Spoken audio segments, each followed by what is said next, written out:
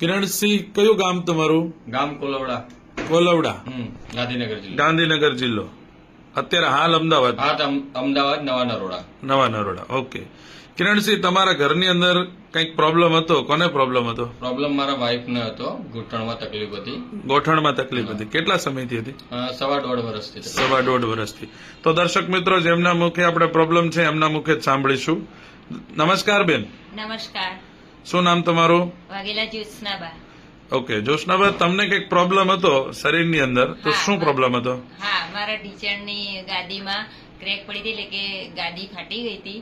તો અચ્છા. ડોક્ટરે એમ કહ્યું હતું કે ઓપરેશન કરાવવું પડશે. ઓકે બેન, એ પ્રોબ્લેમમાં શું થતું હતું તમને? જયારે ગાદી ફાટી ગઈ ત્યારે તકલીફ શું થતી હતી શરીરમાં? મને, બેસવામાં, પલાઠી વારવામાં, પછી ઉભું રહેવામાં, સતત ઉભું રહેવામાં આવે તો દુખાવો થાય, સીડીઓ ચડવામાં થાય, એવી બધી તકલીફ રહેતી હતી.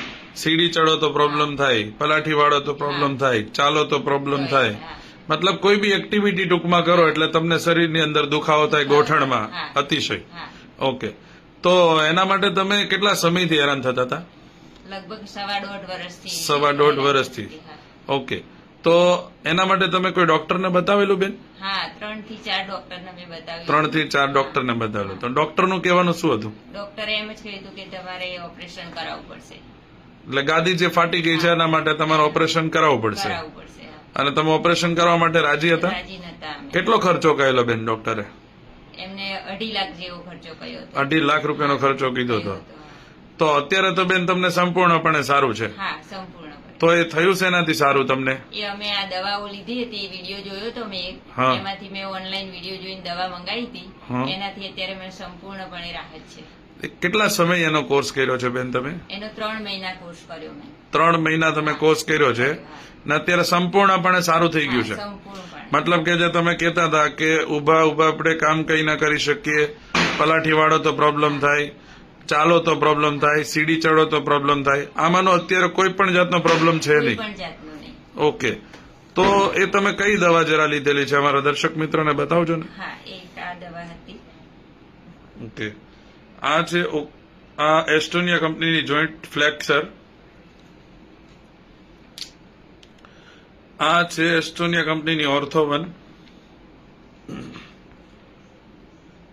અને આ છે એસ્ટોનિયા 1 કંપનીની કેલ્મેકડી. ઓકે, આ 3 દવાનો માત્ર તમે 3 મહિના કોર્સ કરેલો છે હા, 3 અને સંપૂર્ણપણે સારું થઈ ગયું છે. સંપૂર્ણપણે. આ દવા જ્યાં સુધી તમે લીધી એ સમય દરમિયાન કોઈ પણ જાતની કોઈ સાઈડ ઇફેક્ટ બોડીની અંદર શરીરમાં કોઈ પણ જાતની નહીં. તો આ દવા લેવાથી તમે ખુશ છો બેન? હા, બહુ જ ખુશ. બહુ જ ખુશ. હા, બહુ જ. ઓકે, તો તમે દર્શક મિત્રોને શું સંદેશો દેવા માંગો છો અમારી દવામાં? દર્શક મિત્રોને કે જેના ઘરમાં તકલીફ હોય, ઘૂંટણની કે કમરની કે કોઈ બી, તો આ દવા જરૂરથી યુઝ કરે.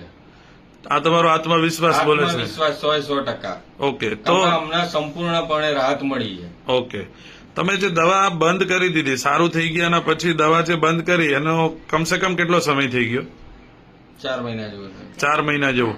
પણ ક્યારેય પણ તમને કોઈ તકલીફ જેવું કઈ લાગ્યું છે? ના, ના, કંઈ જ નહીં. કોઈ પણ જાતની તકલીફ જેવું નથી, મતલબ સંપૂર્ણપણે રાહત છે.